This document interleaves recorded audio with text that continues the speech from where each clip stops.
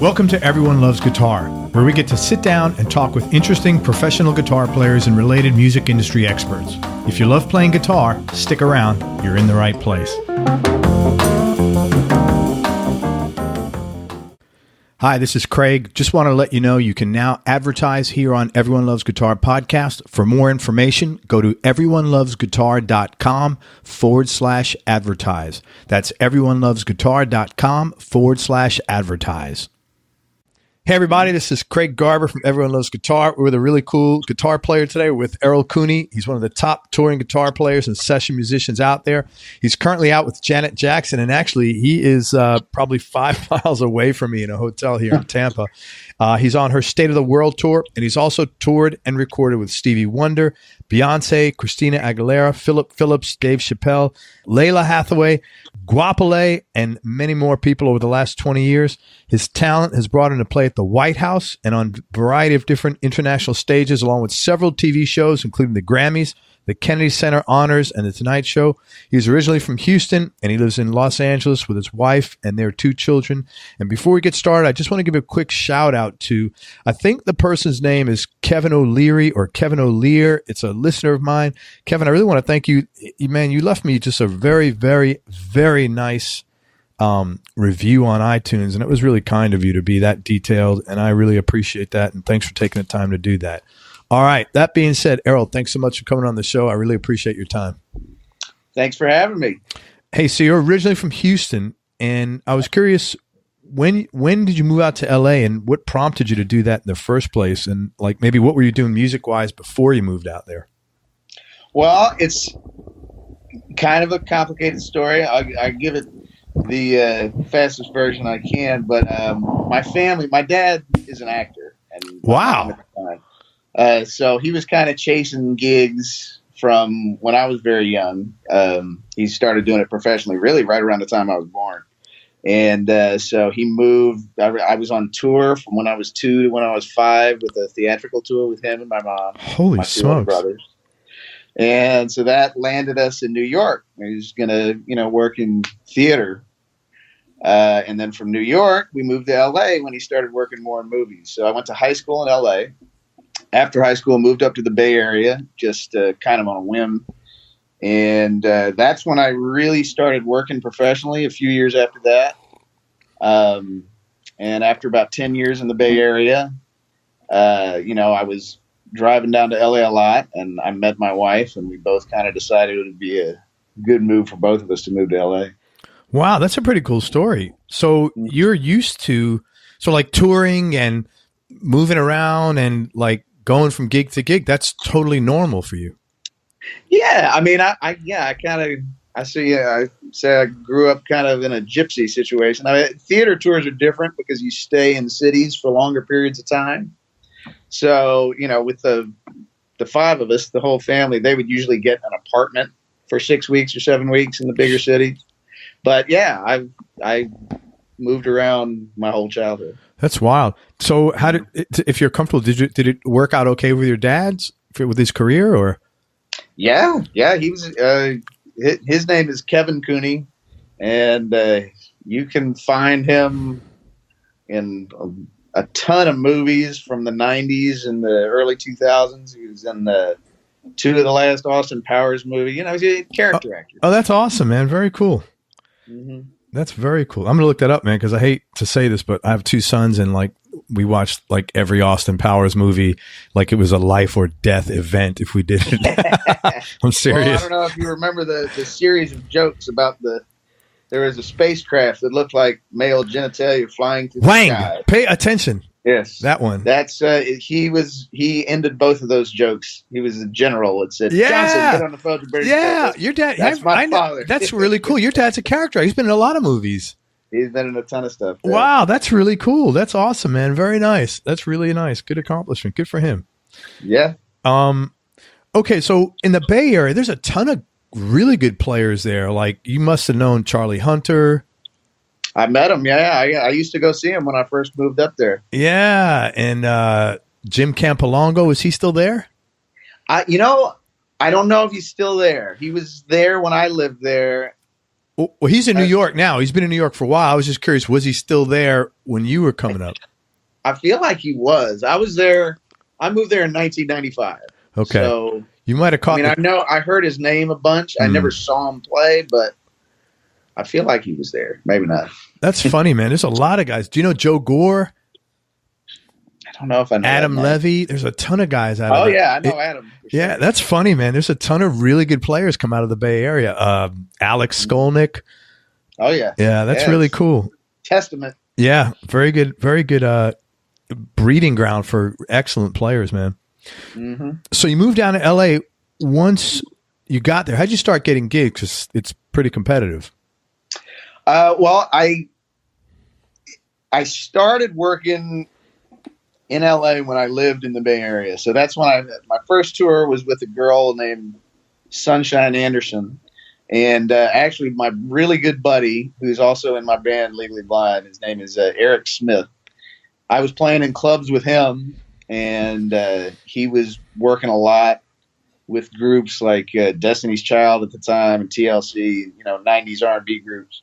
And he basically convinced me to start doing the touring thing. That was my first one, and then it just kind of snowballed from there. And then once I did move to LA about 5-6 years later, 7 years later, time catches up. Yeah. But I got hooked up with a guy named Ricky Minor, a musical director, through another mutual friend named Teddy Campbell, also who I met through Aaron.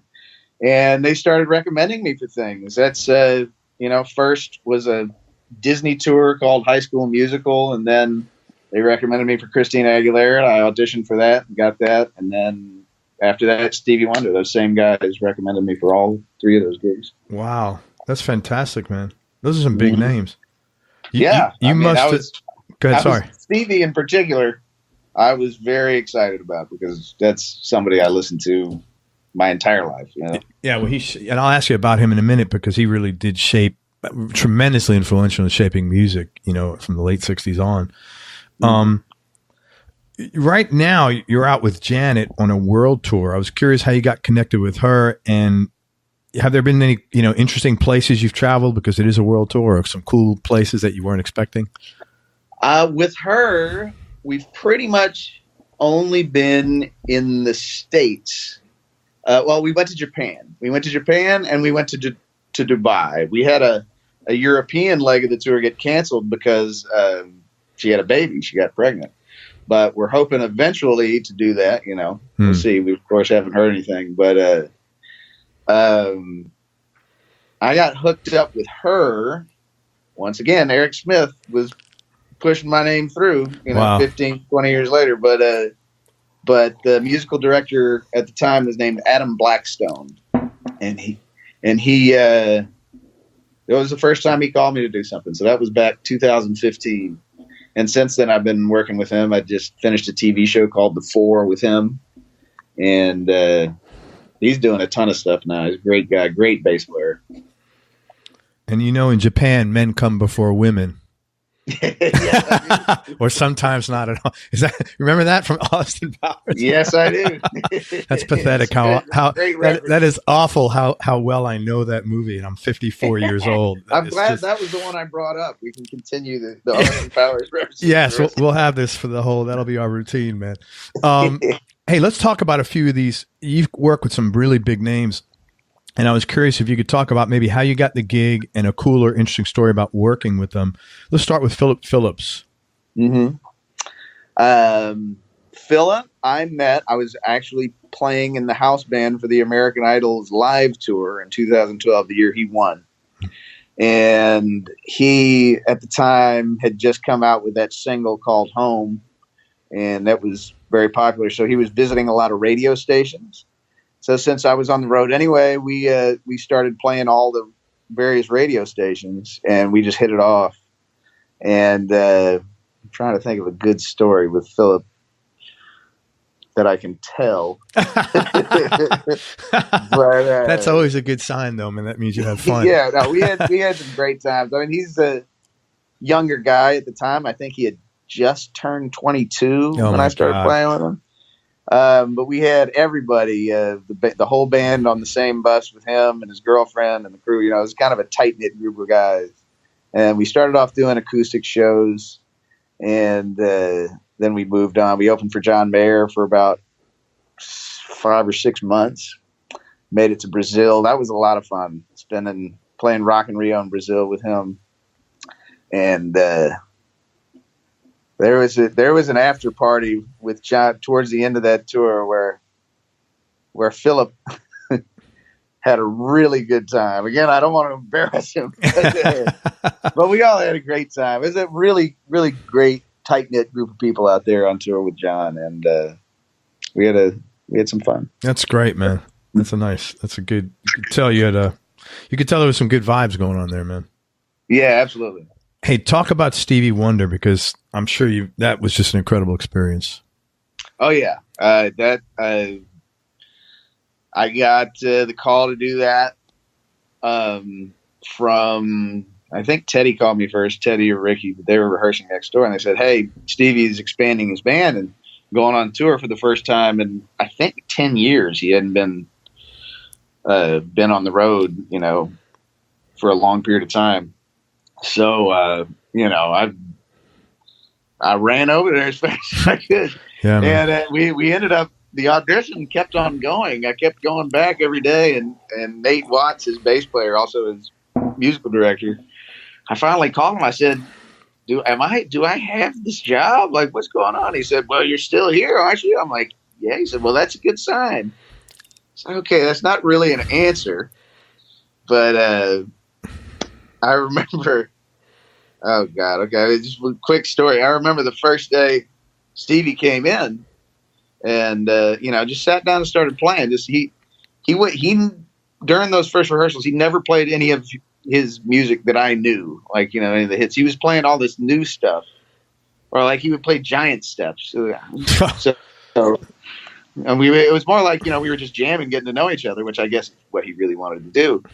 And I remember at one point in the middle of rehearsal, he said, "Errol." And I didn't even realize he knew my name. And I looked up and I said, "Yes." He said, "So we're going to have breakfast tomorrow because we're coming in early. What do you want to have for breakfast?" And all I could come up with in that moment of nervousness was an Egg McMuffin. And he said, "Oh, man, we can do better than that. We're going to figure something else out." Wow, that's pretty cool. Stevie Wonder calling your name out and asking you going for breakfast tomorrow. That was not expected. I did not expect it at all. But he's just an amazing musician to be around. He's got a gift that is, angelic is the best way I can put it. But to be around him and to be around him when he was creating, we actually recorded about 2 albums worth of stuff that never came out. Which, I pray one day does come out, but I think he's got a lot of stuff in the vault. Yeah, I would imagine Stevie Wonder's vault is pretty thick. What was he like as far as, he's so brilliant. Did he give you a lot of space, or did he have sort of like ideas of what he wanted stuff to sound like? He definitely knows down to the finest detail what the parts are you're supposed to be playing, especially with his older music. But he wants you to be yourself too. He's, you can listen to his music, and part of the brilliance is that little bit of looseness, especially with the funky 70s stuff. It's like it moves a little bit, but you got to know what that part is before you kind of journey away from it. You know what I mean? Was it? Sorry. Was it like in the beginning? Was it awkward because he, not that's the wrong word, because he had he was so familiar to you in your mind. Was it weird when you walk in with someone like that? Yeah, I was truly starstruck. Yeah. For about a year, I think I was starstruck. Yeah, I would imagine. But he is such a sweet guy. He's very personable.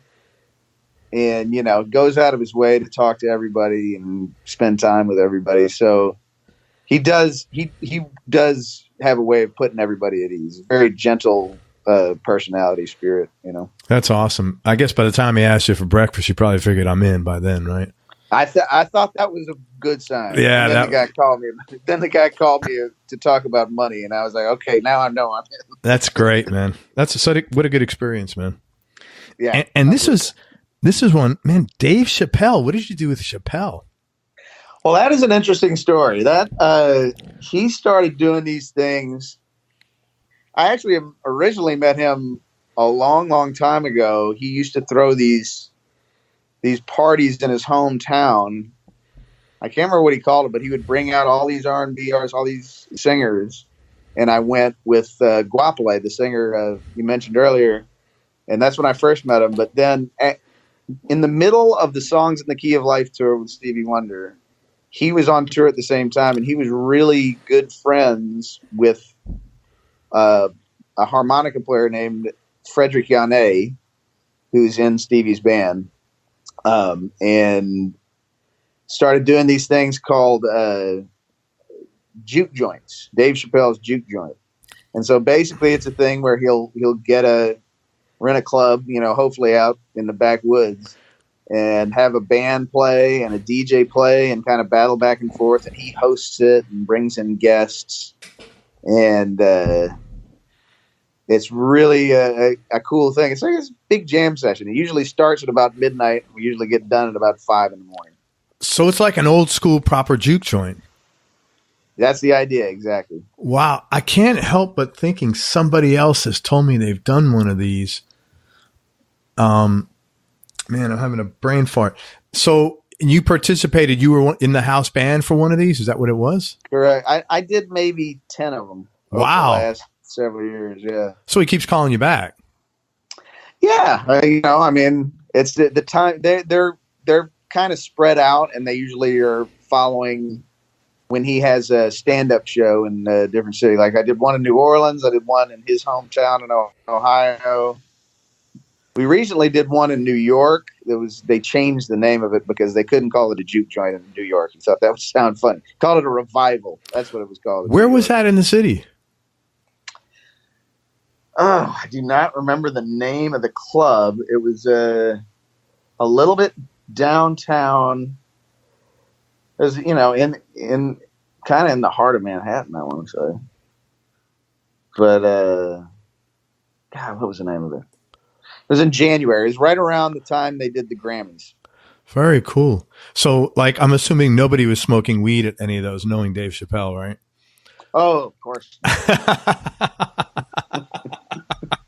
No. Wow. So those things, that must have been a trip, though, man. I can't imagine that. That's like getting paid to do a frat party almost, or something like that. Yeah, I mean, it really is a party, And God, we did one in Austin. It was actually at Willie Nelson's house. They got Willie Nelson's ranch. Holy crap! And he was not there, but he's got like this old West town built up in his backyard. That was a wild one. Oof. But yeah, they're a lot of fun. There's kind of they do this thing where they invite people at the last minute. Nobody knows where they are. Yeah. Until the last minute, they send out a mass email. So yeah, that's really cool. Mm-hmm. Very cool. Did you get to play with some decent people there, or some unusual people? Yeah. I'm trying to think. The last one, Usher came up and sang with us. Tank came up and sang with us. Snoop Dogg sat in with us. Erykah Badu has come to several of them. Wow. So a whole. Corey Henry came to the one in New York. That was pretty cool. He broke out the harpeggi, the same instrument that Stevie plays, and he had a very cool approach to that. That's cool. Robert Glasper's come to a lot of them. So you got a bunch of people. That's great, man. Sounds like a real good party. Yeah, it's fun. It's a good time. Hey, are you working on anything now of your own that you're excited about?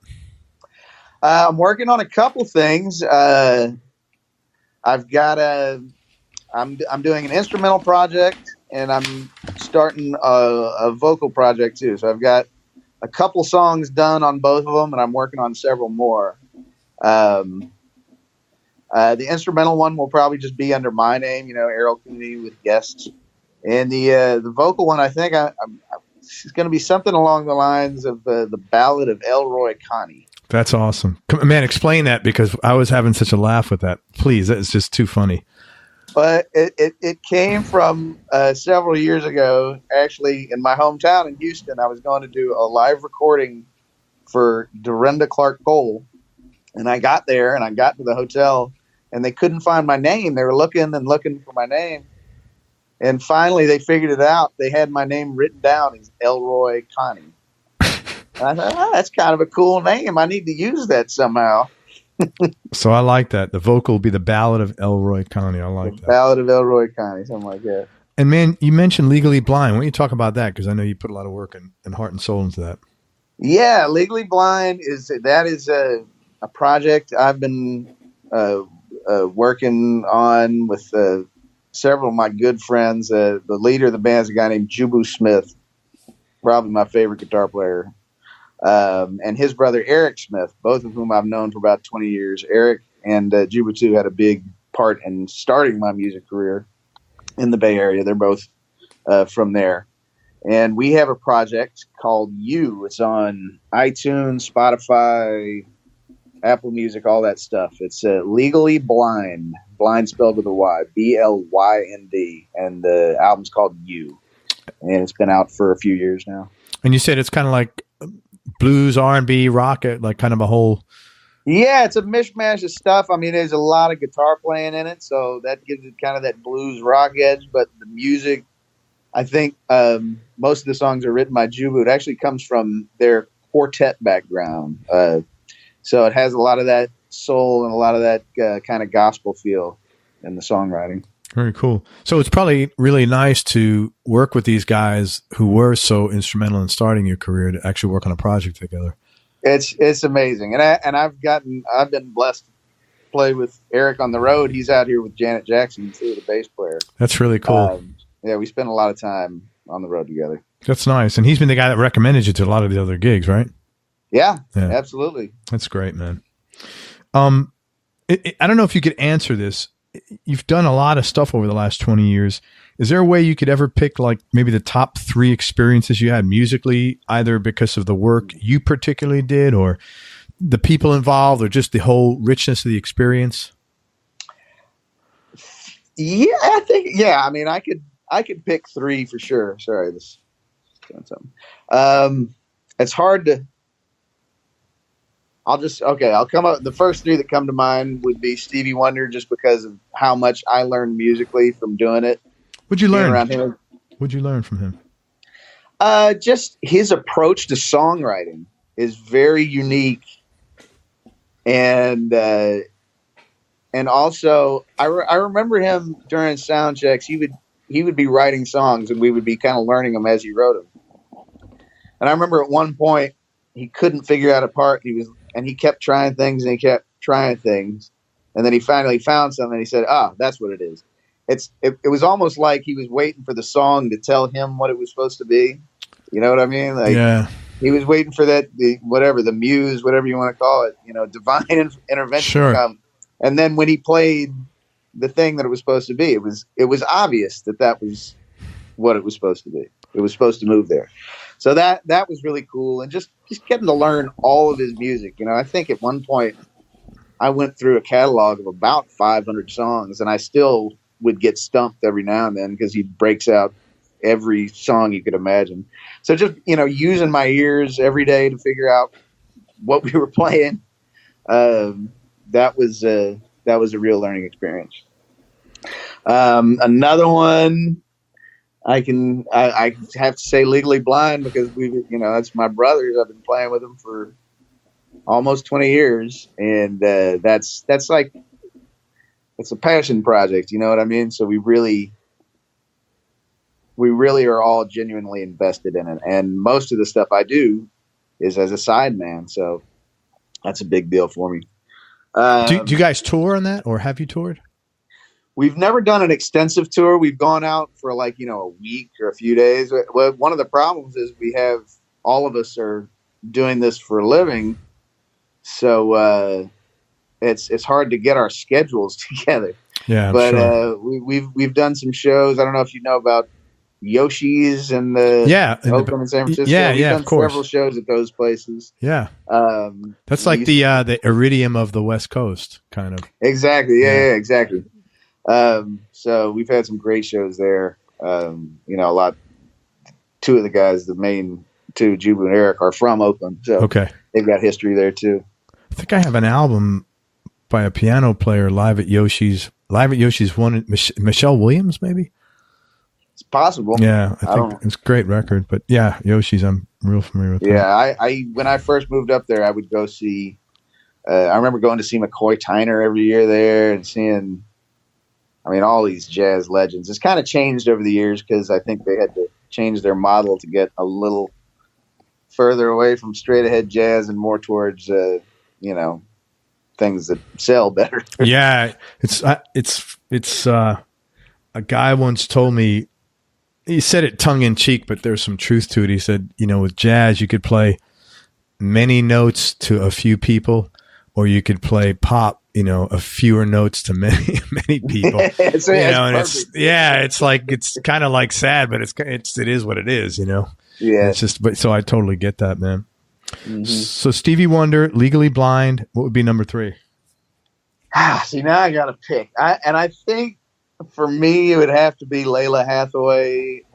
I was with her for 14, 15 years. And I love the subtlety of her music, especially playing with her live.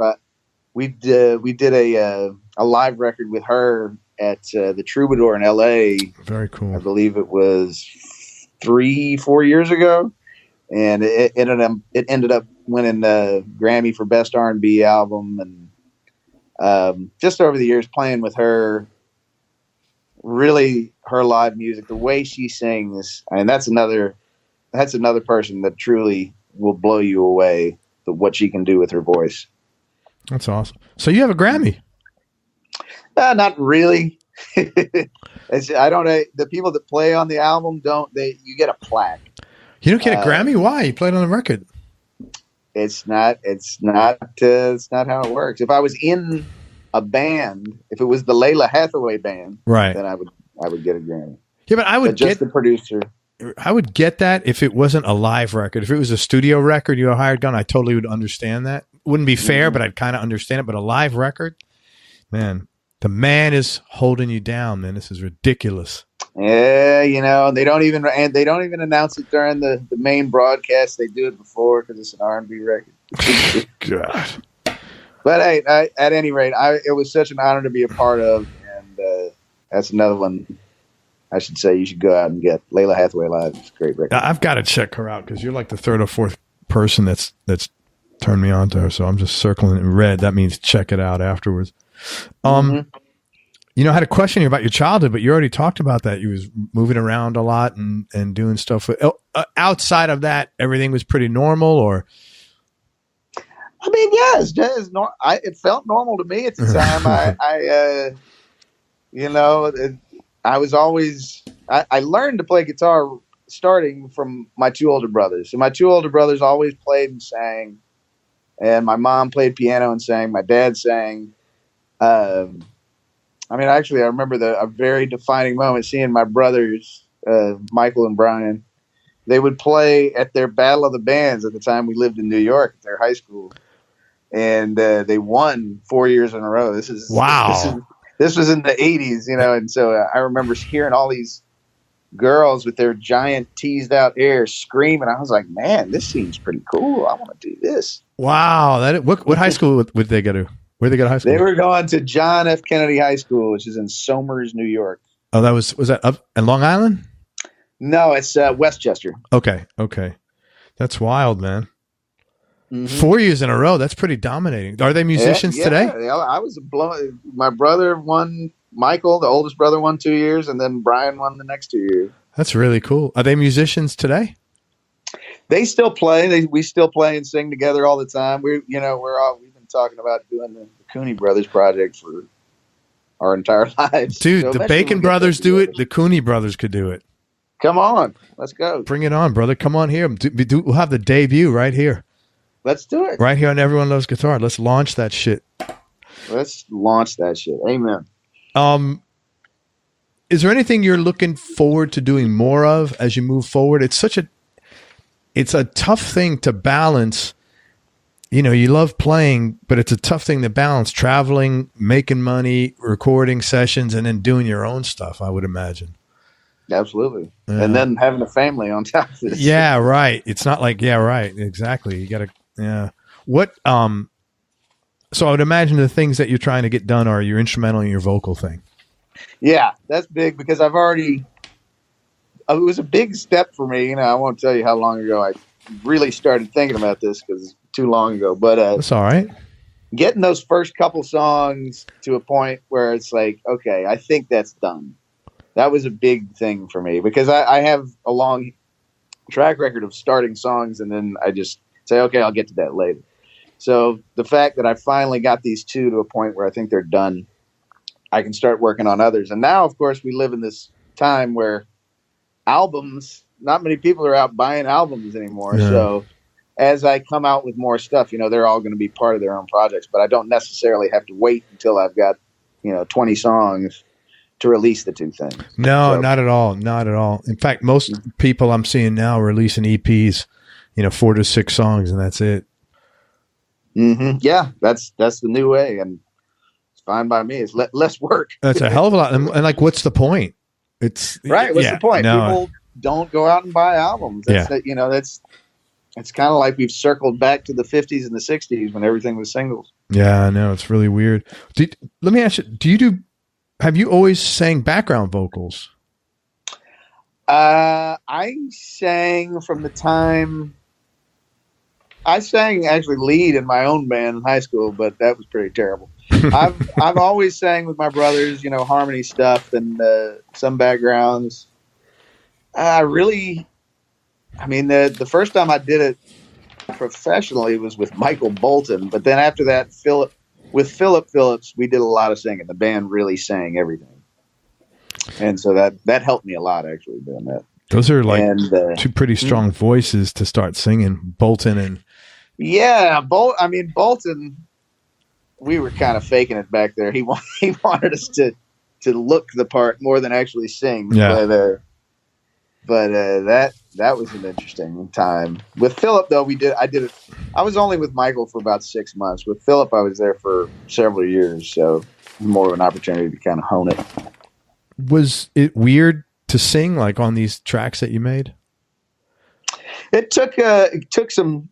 I had to convince myself that I could do it, but what I kind of did that helped me at the time. I was like, okay, I kind of created this character in my mind. I was like, okay, if I'm singing as a character, like the person I would imagine singing this song, singing these words, that helped me kind of be in the front more. And that's kind of too, I was like, oh, well, this will work if I call myself Errol Cooney and it's this character singing this album. Yeah. Okay. I totally get that. Because it's not just singing. It's like another layer of vulnerability, I think.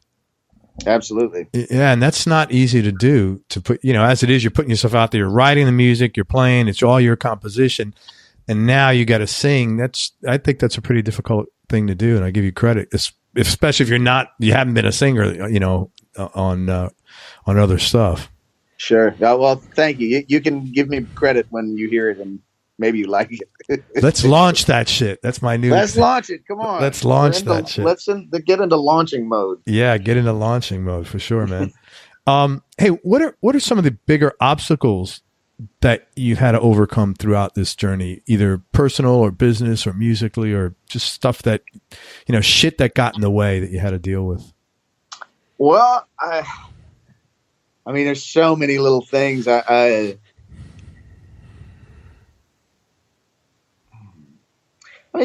always going to run into people who are kind of not necessarily the most encouraging, especially when you're young. Yeah. There's kind of a spirit of hazing, I think, in anything you do. When you're dealing with young people. So getting through that and believing in myself, believing that I could really get out and play.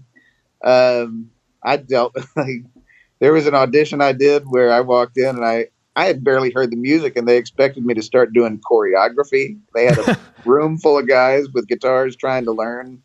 It wasn't difficult, but we didn't know we were going to have to learn choreography, so we were all stumbling all over ourselves. I said, okay, this is a way to kind of put a little pressure on us. So they didn't expect us to learn it, but they wanted to see how we would react to it.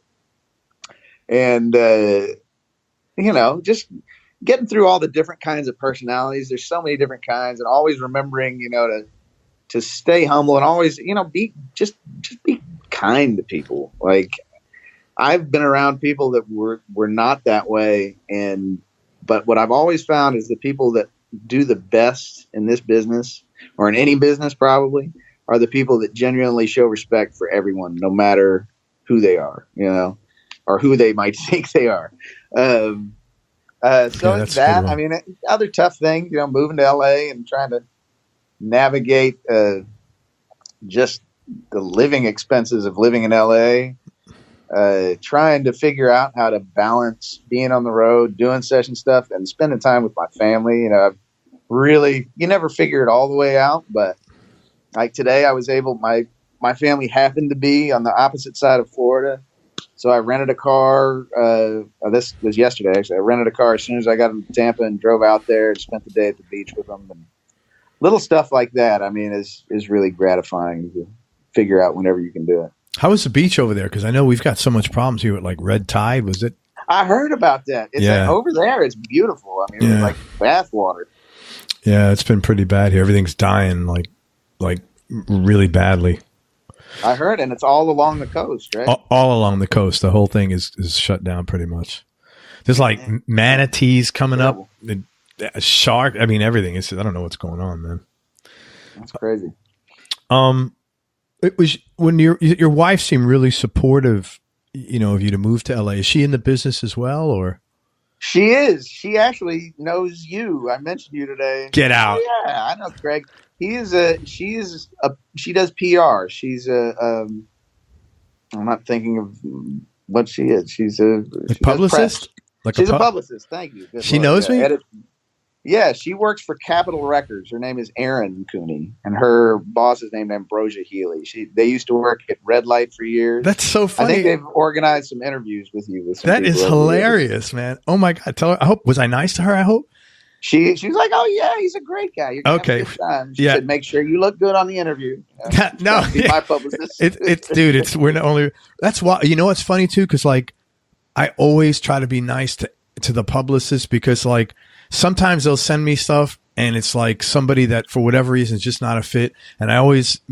I never just delete it. I always send them back an email. Thank you very much. I appreciate it. It's not a fit for the show, but if you have somebody else, blah, blah, blah. But, thanks for thinking about me, because I genuinely feel that way. Like, hey man, they don't have to send me something, So that's her whole job. And I see the emails she sends, for all these different artists she works for. And, that's a tough gig. I really respect what she does. Yeah, it is tough.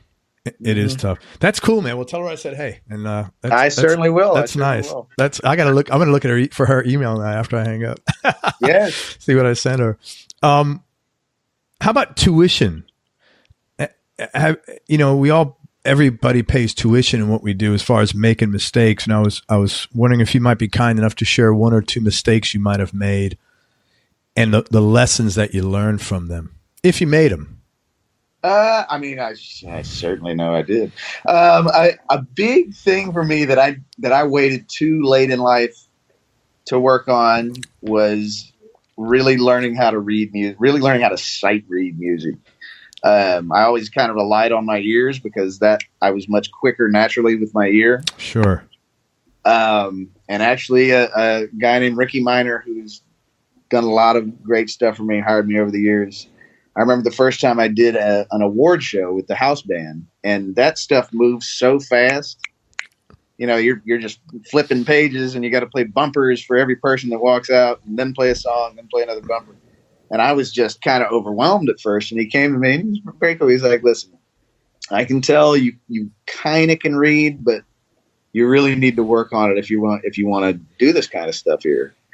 And I did. I've gotten better. I'm still not, a perfect reader. Guitar players often are not. Yeah. But very I've few gotten are. I've gotten a lot better at it, and it's helped me so much, especially in the world of TV where everything moves really, really fast and you got to go through a ton of songs in a short amount of time. So I'm glad that I was able to do that, even though I waited a little too long. Man, I give you credit, though. The flip side of this, I give you a lot of credit that you did that, that as an older cat and said, hey, man, I'm not too proud. I need to dig in because this is a weakness. That a lot of people wouldn't have done that. So that's hats off to you. That's really a good thing to do, man. That says a lot about your work ethic, Yeah. Is there anything that you would want to do? Like if you had to go back and give advice to your younger self, is there anything advice that you would have given yourself that you would have benefited from? Yeah, absolutely. I mean, as a kid, I thought I had a lot of stuff figured out by about 2 or 3 years into playing. And I would say definitely learn to read music, definitely expand your mind in terms of what you listen to, because I had no idea. I mean, I remember when I first heard jazz as a kid, I'm like, man, I didn't get it. I didn't hear what it was.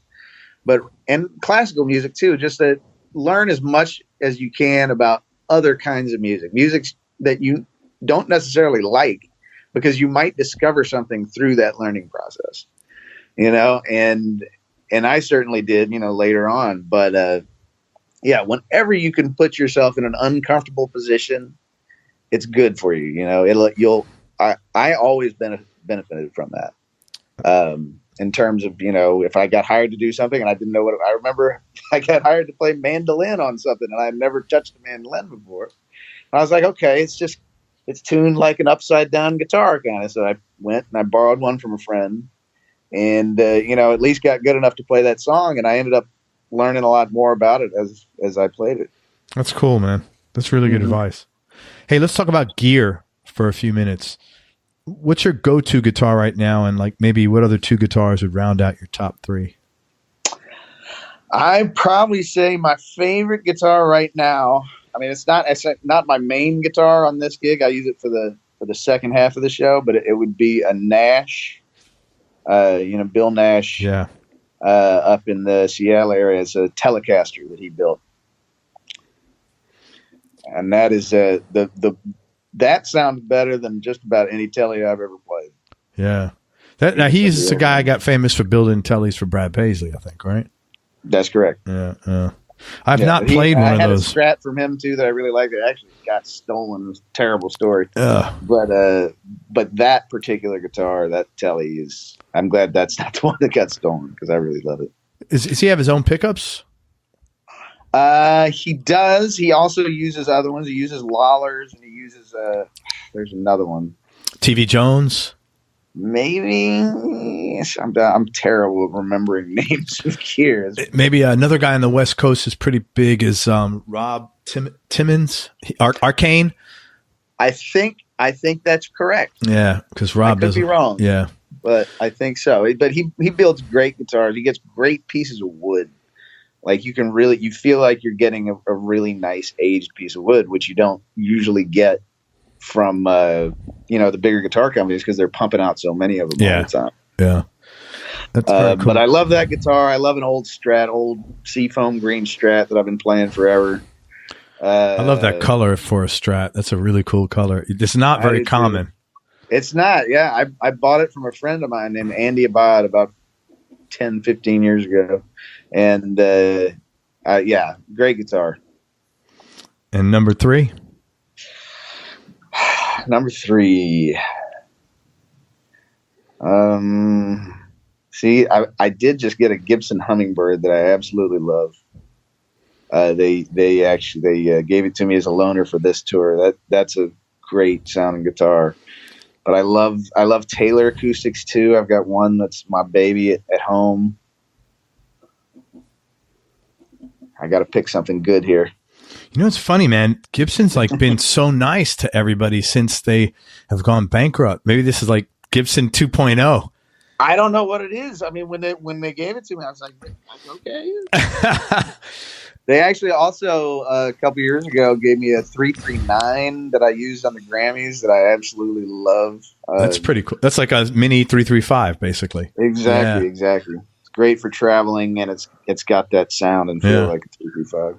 Very cool, man. So that's what you're going to go with, your Gibson Hummingbird as the 3 or the Taylor? God, I don't know. Yeah, let's do it. Well, don't worry. This is going to get more difficult in a minute. Okay, perfect. When I ask you about Desert Island discs, top 3, what would you be your 3 Desert Island discs? But no particular order, and just for today, man. Like you could change it tomorrow. It's not a permanent lock-in thing. It's going to change as soon as I hang up. Yeah, man. Oh man. All right, I'm just going to get them out real quick because it's the first 3 that come to my mind. Led Zeppelin, Houses of the Holy, Stevie Wonder, Songs in the Key of Life, and Steely Dan, Asia. Oh, those are 3 great records. That's pretty good. That's a pretty good list. There's going to be a million other ones. Yeah, Miles Davis on the corner. John Coltrane, Blue Train. That could be 4 and 5. Do you like old Steely Dan, like their first few albums, like Pretzel Logic and stuff like that? Oh yeah, I love all that stuff. See, I love Pretzel Logic. I love Can't Buy a Thrill. I love Countdown to Ecstasy. Yeah, Countdown to Ecstasy's got some not a lot of hits, but had some great tracks on there, man. I mean, the Beatles, Rubber Soul. Yeah, that's one of my favorite albums of all time. I feel bad that I didn't mention that earlier. But it's okay. It's like you said, they're going to change. Yeah, man. Well, those are 3 good picks, really good picks. Most important thing or things you've learned about yourself over this whole journey? Wow. I would say, I know that no matter how much the process of learning never ends, and you can always pick up something new, and and it's always worth it to try, even if you doubt yourself. That's a big one. It is. School's never out for the pro, man. School is never out. I mean, I remember going to see these guys. God, there's a guy named Al Viola that used to play at a jazz club in L.A. I later found out after he passed away that he played with Frank Sinatra for years and years in his band, and then also played the mandolin part on The Godfather. But I remember going to see him, and just every week it sounded like he got better, as amazing as he was. It's just like trio jazz stuff. And he was in his 70s at the time. So, and I also, like a week before he died, in his late 80s, he played a gig down the street. Wow. I think it'll keep you going for a long time if you're happy. I think happiness is a big thing for energy, man. Sure. I think if you're doing stuff that makes you happy, you're going to have more energy than not. If you stop doing anything, then you're really kind of fucked. Yes. As much as you might want to stop. Yeah, no, you got to keep moving, man. That's just the way. That's it. It's a tough question, man. What do you like most about yourself? Oh God, not much. That's a tough question. I know. I like it that's something I got from my family. Being around both my mom and dad are very good at. They can get along with anybody. And I think it's very important to really try and connect with anybody, no matter how old, where they're from, anything like that. And just, really, be comfortable in those situations. I think part of it for them is, they're both from where they are, and they both come from very big families. I remember being, my mom has 10 brothers and sisters. Holy smokes. It was always so loud, but somehow everyone always knew what they were saying. And it was always hilarious. Just being open and telling stories and all that stuff, being around my parents and hearing that, it helped me be better in every situation in my life. Are they both from Houston? My mom is from Beaumont originally, but my dad is from Houston. Wow. 10. I'm still stuck on 10 brothers and sisters. Holy smoke! 10 brothers and sisters, yeah. You know, that was that. He was a true baby. They were true baby boomers. My grandfather was a Marine in the Pacific in World War II and came home and immediately had 11 children. Man, I saw this thing. It was hilarious on something maybe on Facebook. That it was like a little meme. It said, "Your grandfather today," and it had a picture of a guy, you know, in his early 20s, driving around in a tank. And then it said, "Your grandfather in 50 years," and it had a picture of a guy taking a selfie of himself, and it had a Snapchat with like ears on him. Like, you know what I'm talking like this. I don't think it was Snapchat. I don't do Snapchat, but you know, like, I don't either. Like little spark. They put the crazy stuff. Yeah. And it was very humbling to see that. I was like, yeah, you wonder how that's going to like, what? Yeah, right. I was like, a little whoa. depressing. Yeah, it was very depressing. Like, wow. Okay, man. So, well, that's really cool. I think that's a really great thing to be able to get along with everybody. Well, I grew up in New York, especially out on the road, man. When we're doing these tours, we're together mostly not playing, you know, we're on a bus hours and hours, and you got to, you know, eat together and live together for months at a time. So the music part it's only an hour or 2 hours a day usually. Yeah. So.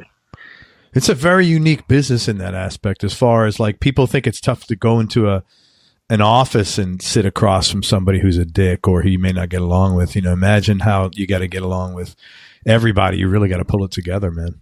Yeah. And if you're having a bad day, it's not like you can go for a walk when you're on a bus going 900 miles and there's no stop, you know? Exactly. Shit. You can't escape. No, man. No. Best childhood memory. Oh, man. There's a lot of good ones.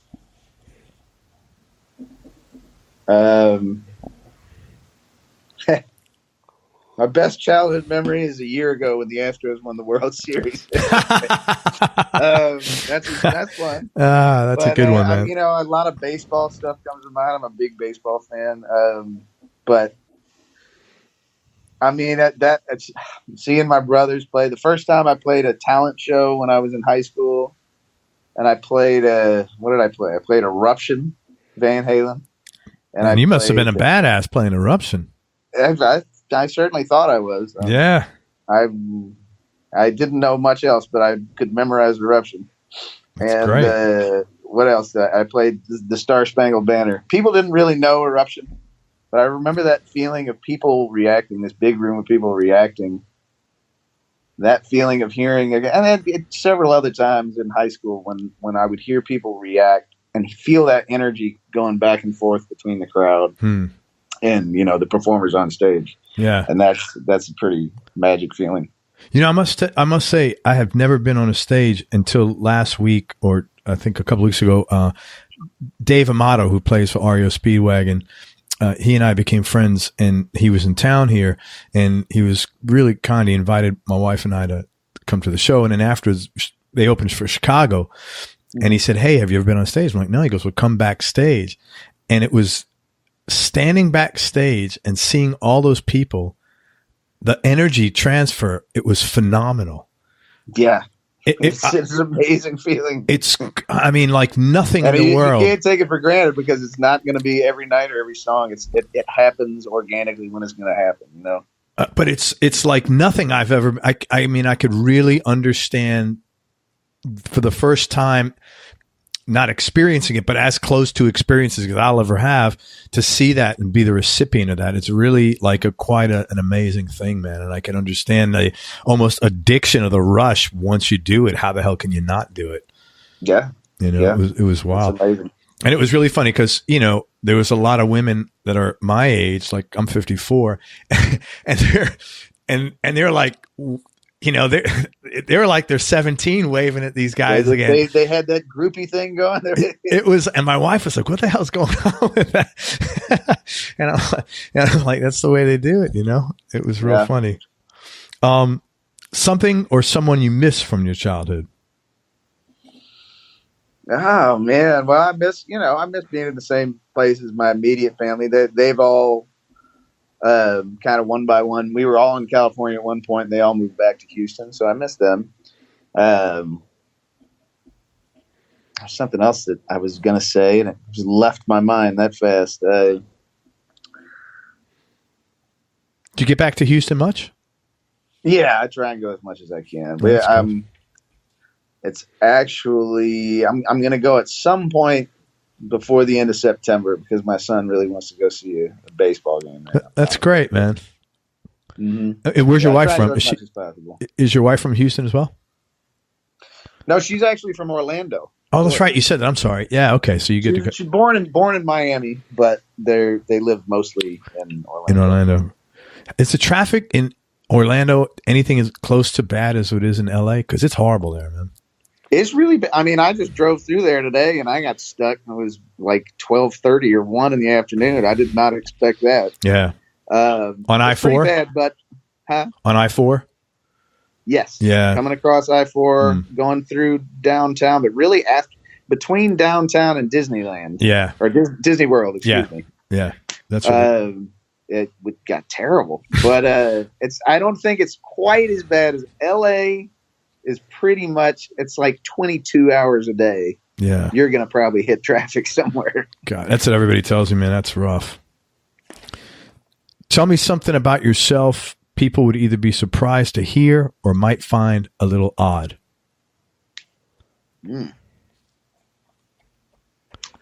Somebody would be surprised.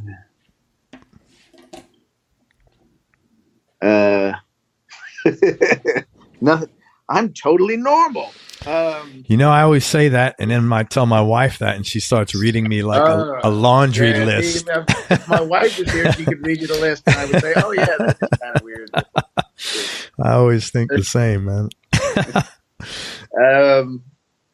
God, I mean, I don't want to say anything gross. I mean, it's a terrible thing. Strings. I go through strings a lot because something about my sweat.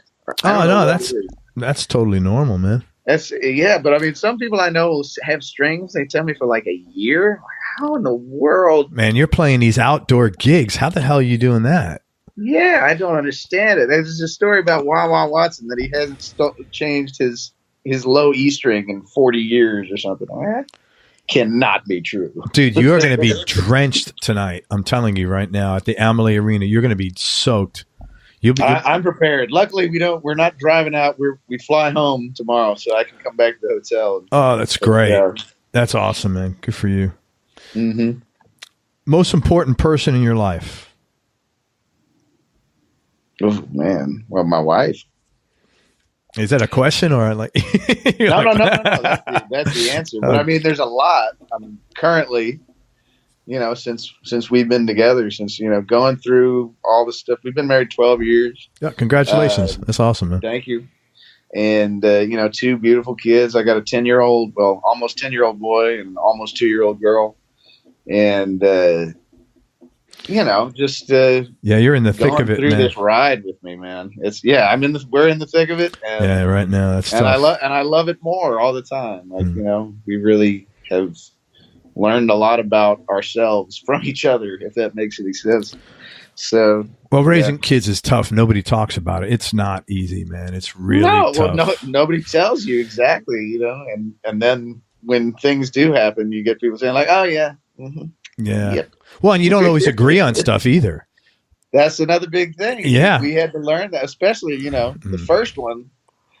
The first one, like we made all sorts of crazy mistakes. I made all sorts of crazy mistakes. Everybody and a lot does, of it has to do with what you think the exact way to do it.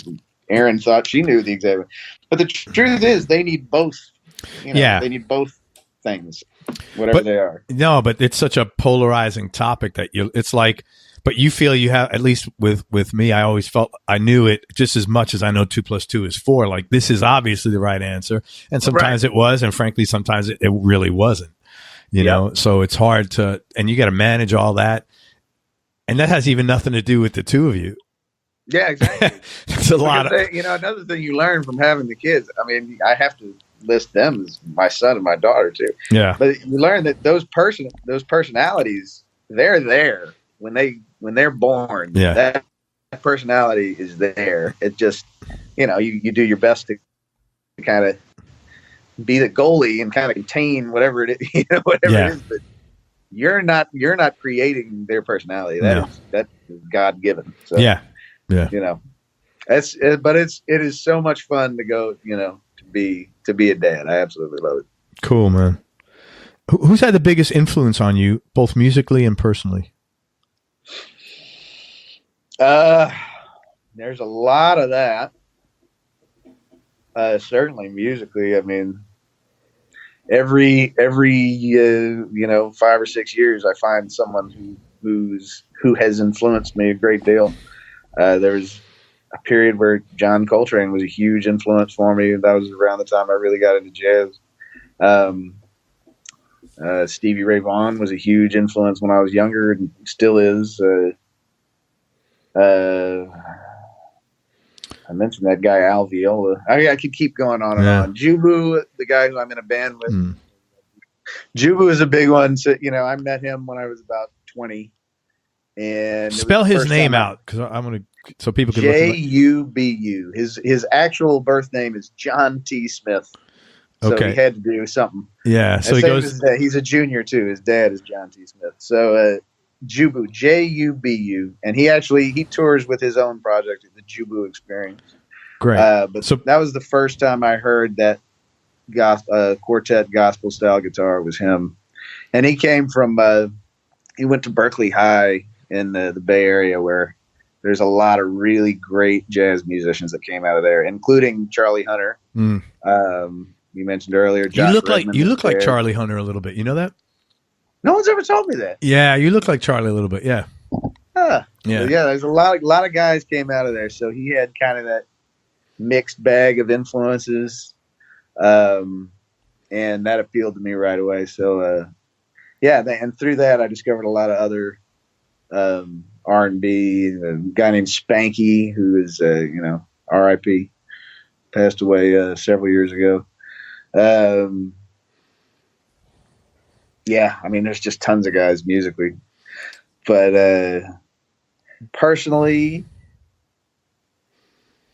I got to think about my brothers, Michael and Brian, my dad, Kevin, my mom, Teresa.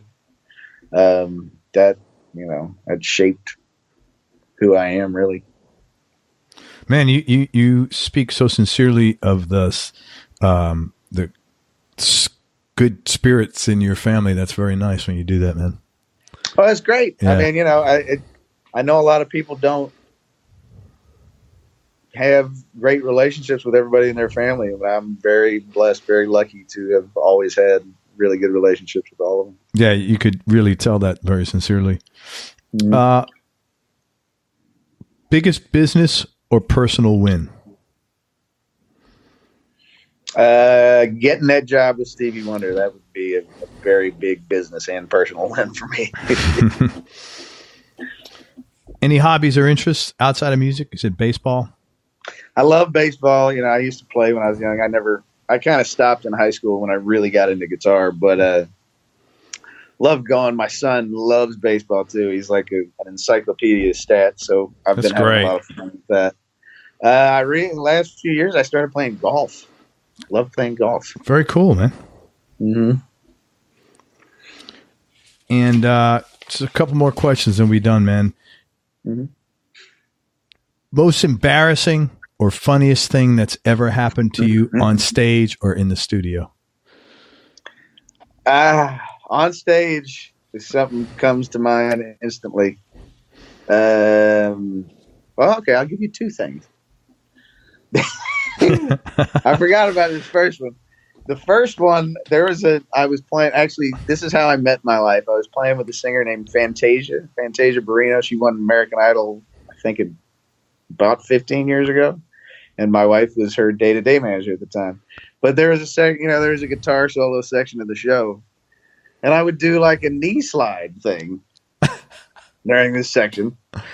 And we were somewhere in the Caribbean playing, and I did the knee slide, and my pants completely split, like beyond the point of like, oh my God, everyone is going to see that my pants are split. Luckily, I play guitar, so I was able to kind of cover everything with the guitar.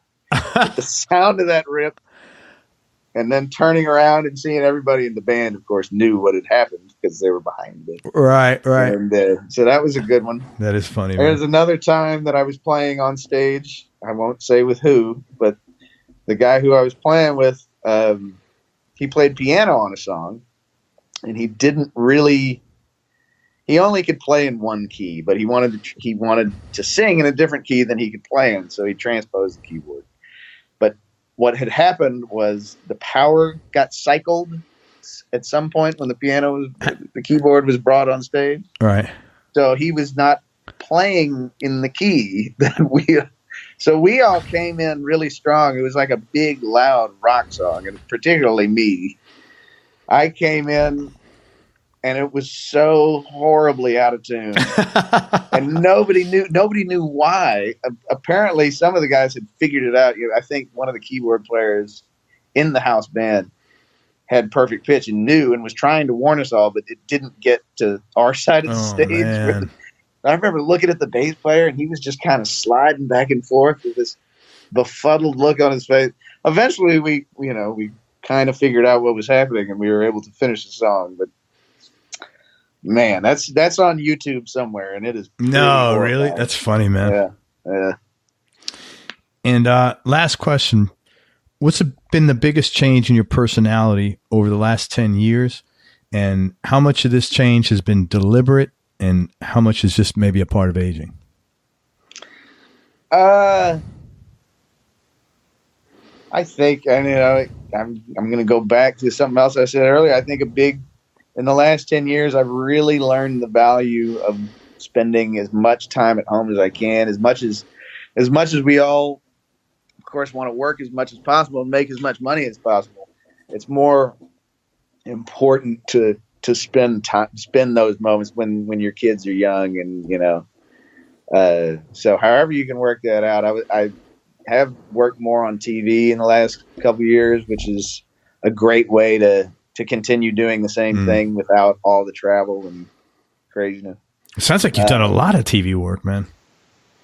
Well, it's been more and more. I mean, for the first 10 years, I was mostly like the guest act, like on all the Jay Leno stuff, and then through Ricky, I started doing TV shows, and actually I was in the house band for a few weeks with on the Tonight Show when my buddy Paul Jackson couldn't do it. He got sick at first, and then he had other stuff he had to do, so that was a great experience. That was my first time doing that kind of thing. But yeah, in the last couple of years, I've done more and more. And it's a great experience. But just to be able to go home, even though in TV it's a lot more work.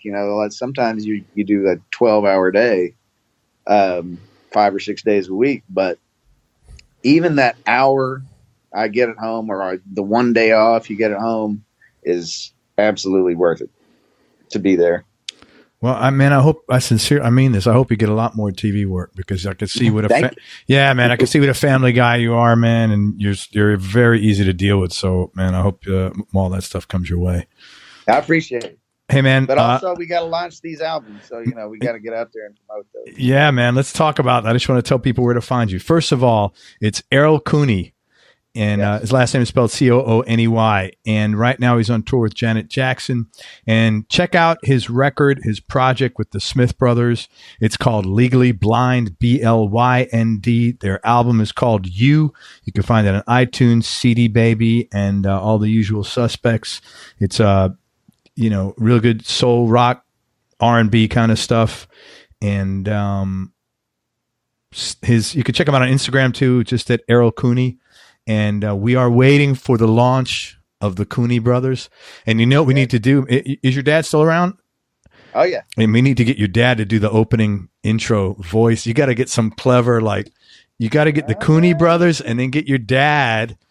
See? Yeah. You know how people put snippets of movies, but, you know, because his voice is so well known, you could just make something up. Doesn't have to be a snippet of a movie, you know? That'd be great. See, and he'll probably sing on a song too. It'll be all the Cooney. Man, I'm down for that. Launch that shit right here. Let's do it, man. And then the Diary of Elroy Connie. That I want to see. That I'm looking forward to, man. The Diary. That's good. That's it, man. The Diary. Isn't that what you said before? What did you say? Elroy Connie, but I like the Diary. I like the Diary. I like the Diary. Yeah. See, okay. Now I'm going to have to give you half a point. You can give me half mechanical royalties, half a zero. Not like it's ever going to make any money. Don't worry. Oh, man. Hey, man, thank you. I really appreciate your time. Thanks so much for coming on here. I'm really glad we get to connect. And if anything new you got to promote, just come back on, man. I'd love to do it. Anything I missed on any of this? Anything where people could check you out? You got it all, man. Thank you so much for having me. It's really been a pleasure. Likewise. Thanks so much. Come out and check out Errol on the Janet Jackson tour as well. Thanks, man. I appreciate it. Everybody, thank you for listening. I hope you enjoyed this interview as much as I did. Thanks so much, Errol Cooney, for spending time with us. I really appreciate it. Make sure you go to everyonelovesguitar.com. Sign up to get on our newsletter list. You can do that right now. And most important, remember that happiness is a choice, so choose wisely. Be nice, go play your guitar, and have fun. It is, right? Till next time, peace and love, everybody. I'm out. We hope you enjoyed this show. If you did, subscribe to the Everyone Loves Guitar podcast, and you can do this online at everyonelovesguitar.com or on iTunes. And if you like the show, please leave us a 5-star positive review. The more 5-star reviews we get, the higher our show ranks, and higher rankings mean we get to continue speaking with cool, interesting guests on our show. We'll see you on the next episode, and until then, keep playing your guitar and have fun making music.